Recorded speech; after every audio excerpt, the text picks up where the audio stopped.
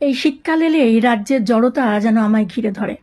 হঠাৎ হঠাৎ কারণে অকারণে মন খারাপ হয়, কান্না পায়। কাছের মানুষগুলোকে সবসময় কাছাকাছি রাখতে ইচ্ছে করে। শীতকালে কেন জানি না আমার কাজের উদ্যমে ভাটা পড়ে। তো এরকমই ডিপ্রেসিং অবস্থা কাটাতে কাল সন্ধেবেলা একটু শপিং করতে মার্কেটে গেলাম। টুকটাক এটা সেটা নেড়েচেড়ে দেখছি।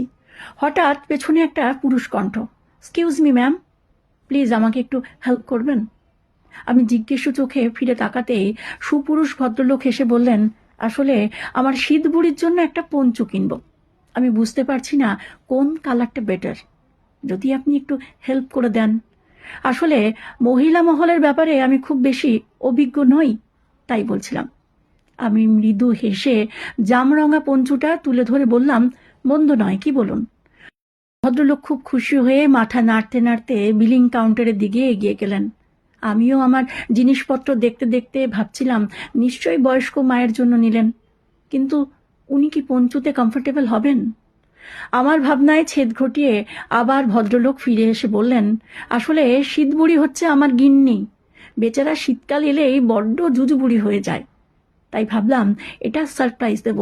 Anyway, thank you. আমি নিষ্পলক চোখে ওনার চলে যাওয়া দেখতে থাকলাম। এতটা মিষ্টি করেও স্ত্রীকে ডাকা যায়? হঠাৎ মনে হলো, শীতকাল তো শুধু পাতা ঝরানো, রুক্ষ শুষ্ক ত্বকের ফাটা গোড়ালি ঠোঁটের সময় নয়। এ তো কমলা লেবুর গন্ধে, নলেন গুড়ের সুবাসে, নানান ফুলের রঙে, লেপ কম্বলের ওমে আদরেরও সময়। এ তো রুক্ষ ত্বকে বোরোলিন প্রলেপের সময়। এ তো ব্রেস্ট ফ্যানকে গ্রিটিংস দেওয়ার সময়। এ তো ভরা কুয়াশায় নাকের ডগা কনকনে করে টিউশন যাওয়ার সময়। এ তো হনুমান টুপি পরার সময়। এ তো মুখ থেকে ধোঁয়া বের করে হি হি করার সময়। এ তো নরম গালে কনকনে হাত ঠেকিয়ে চমকে দেওয়ারই সময়। এমন মিষ্টি ডাক, নরম আদর, ভালোবাসার প্রলেপ, ভরসার অঙ্গুলো অনুভব করার জন্যই হয়তো শীত এত রুক্ষতা, শুষ্কতা নিয়ে আসে।